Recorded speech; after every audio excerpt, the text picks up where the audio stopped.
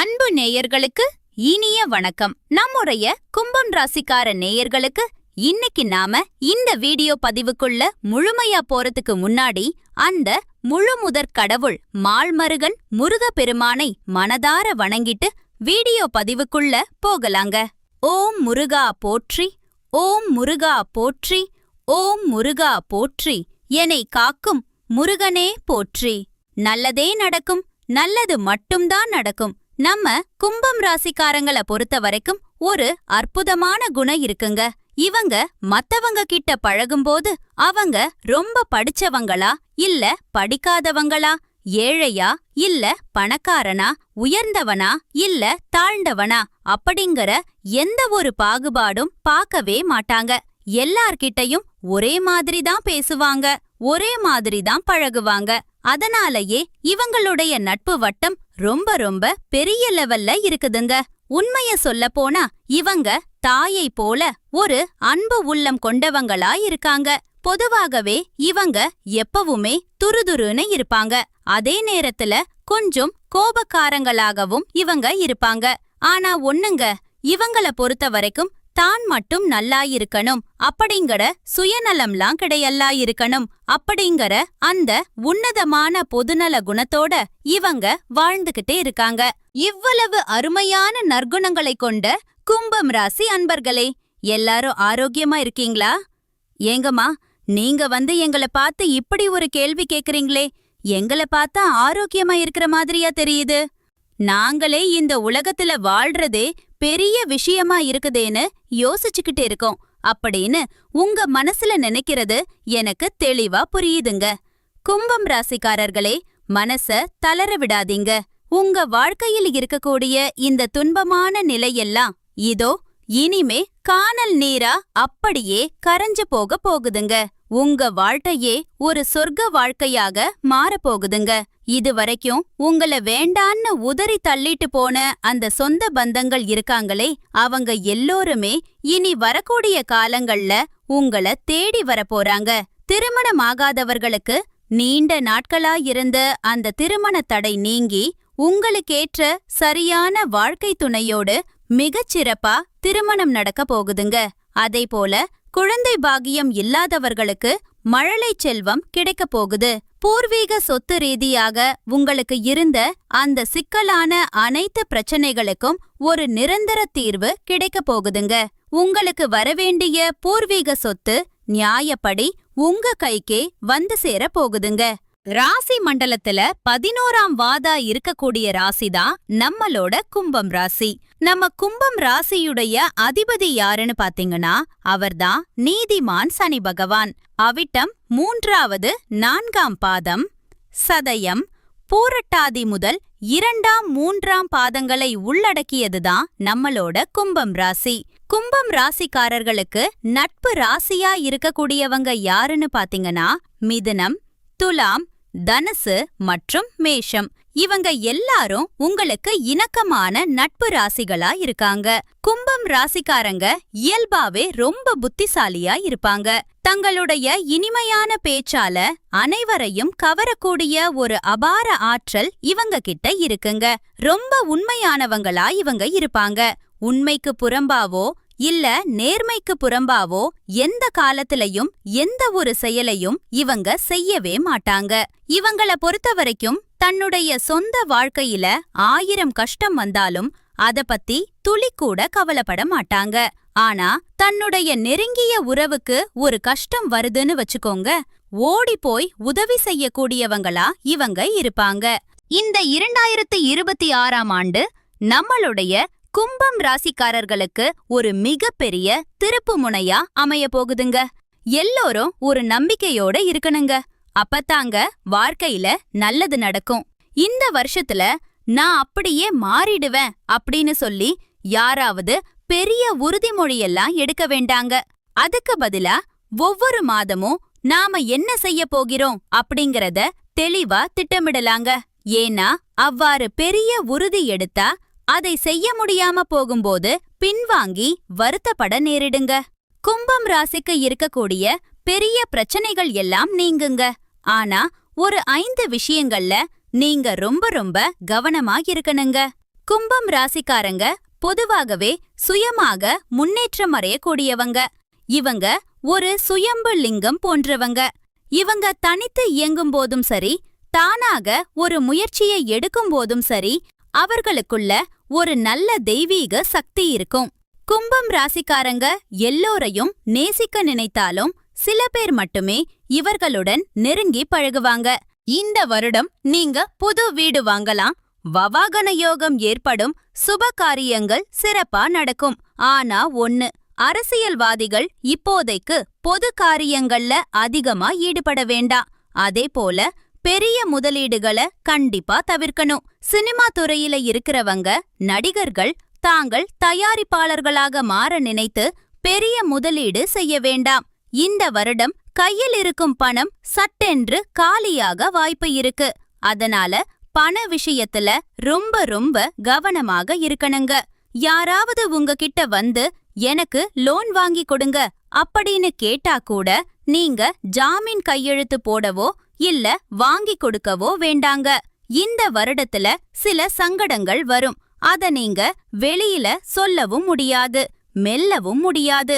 அதனால முடிஞ்ச வரைக்கும் சில விஷயங்கள்ல கண்ணு தெரியாத மாதிரி, காது கேட்காத மாதிரி அமைதியா இருந்திருங்க.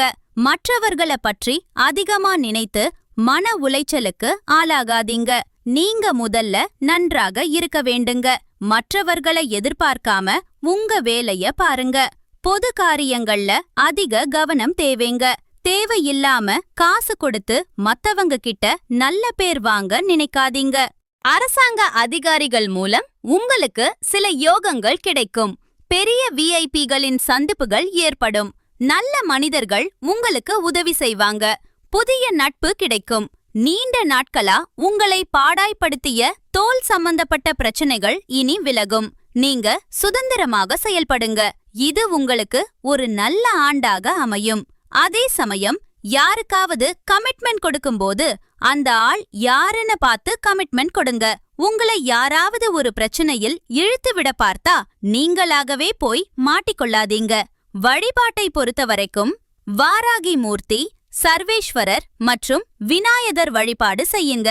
குறிப்பா ஞாயிற்றுக்கிழமைகள்ல உங்க வாழ்க்கையில இருக்கக்கூடிய அனைத்து பிரச்சனைகளையும் தீர்க்க சொல்லி உங்க வீட்டுக்கு பக்கத்துல இருக்கக்கூடிய விநாயகர் ஆலயத்துக்கு போயிட்டு அந்த கணபதிய மனதார வணங்கிட்டு வாங்க. உங்க வாழ்க்கையில இருக்கக்கூடிய அனைத்து பிரச்சனைகளும் அப்படியே காணாம போயிரும். முக்கியமான ஒரு விஷயம், உங்கள் மனத மற்றவர்களுக்கு வாடகைக்கு விடாதீங்க. அதாவது மத்தவங்க சொல்றத கேட்டு மனச குழப்பிக்காதீங்க. கூட்டணியில் இருக்கலாம், ஆனா ஆட்சியில பங்கு வேண்டாம். ஏன்னா தப்பு செய்பவர்களுக்கு உடந்தையாக இருக்க கும்பம் ராசிக்காரங்களுக்கு பிடிக்கவே பிடிக்காது. 2026ஆம் ஆண்டு உங்களுக்கு சில புரிதல்களை கொடுத்து ஒரு நல்ல வழியை காட்டப் போகுது. வாழ்க்கை வளம் பெற போகுதுங்க. வசதிகள் கூட போகுது. இது உங்களுக்கு ஒரு வரப்பிரசாதமான ஆண்டு. எந்த காரியத்தையும் தீர ஆலோசித்து அதில் ஈடுபடக்கூடிய குணமுடைய கும்பம் ராசியினரே, இந்த மாதம் எல்லா காரியங்களும் முன்னேற்றமாக நடக்கும். எதிர்பார்த்த பணம் கைக்கு வந்து சேரும். சுக்கிரன் சஞ்சாரம் உங்களுக்கு புதிய தொடர்புகளை ஏற்படுத்தி தரும். உங்க வாழ்க்கையில மறைந்திருந்த திறமை வெளிப்படும். பல வகையிலும் முன்னேற்றம் உங்களுக்கு உண்டாகும். செவ்வாய் சஞ்சாரத்தால சொத்து தொடர்பான விஷயங்கள்ல கொஞ்சம் இழுபறியான நிலை காணப்படுங்க. இடமாற்றம் உண்டாகும். சில சுப செலவுகள் ஏற்படும். தொழில் வியாபாரம் தொடர்பான காரியங்கள்ல ஆரம்பத்துல கொஞ்சம் தாமத போக்கு காணப்படும். செலவு அதிகரிக்கும். ஆனா தேவையான பண வசதி கிடைச்சிரும். விரிவாக்கம் தொடர்பான முயற்சிகள் முதல்ல தள்ளி போனாலும் பின்னர் வெற்றிகரமா முடியும். உத்தியோகத்தில் இருக்கிறவங்க சில பயணங்களை மேற்கொள்ள வேண்டி இருக்கும். சிலருக்கு எதிர்பார்த்த பதவி உயர்வு அல்லது இடமாற்றம் கொஞ்சம் தாமதப்படலாம். எந்த ஒரு விஷயத்திலும் ஈடுபடும் முன்பு சின்ன தயக்கம் ஏற்பட்டு பின்னர் தெளிவு உண்டாகும். குடும்பத்தினர் இடையே திடீர் குழப்பங்கள் ஏற்பட்டு மறையும். கணவன் மனைவிக்கிடையே எதையும் மனசு விட்டு பேசி தெளிவுபடுத்திக் கொள்றது ரொம்ப நன்மை தருங்க. குழந்தைகளுக்கான பொருட்களை வாங்கி மகிழ்வீங்க. பெண்களுக்கு இழுபறியாக இருந்த காரியங்கள் ஒரு முடிவுக்கு வரும். புதிய தொடர்புகளால லாபம் கிடைக்கும். கலைத்துறையினருக்கு பொறுப்புகள் அதிகரிக்கும். உற்சாகமாக எதையும் கற்றுக்கொள்வதில் ஆர்வம் காட்டுவீங்க. விருந்து மற்றும் கேளிக்கைகளில் பங்கு கொள்வீங்க. கடன் பிரச்சனைகள் குறையும். வீண் அலைச்சலும் வீண் பயமும் உங்களை விட்டு விலகும். அடுத்தவர் செய்யும் இடையூறுகளையும் உங்களுக்கு சாதகமா பயன்படுத்திக்கிற சாமர்த்தியம் உங்களுக்கு கிடைக்கும். அரசியல் துறையினர்கள் எடுத்த காரியத்தை எப்படியும் செய்து முடித்து விடுவீங்க.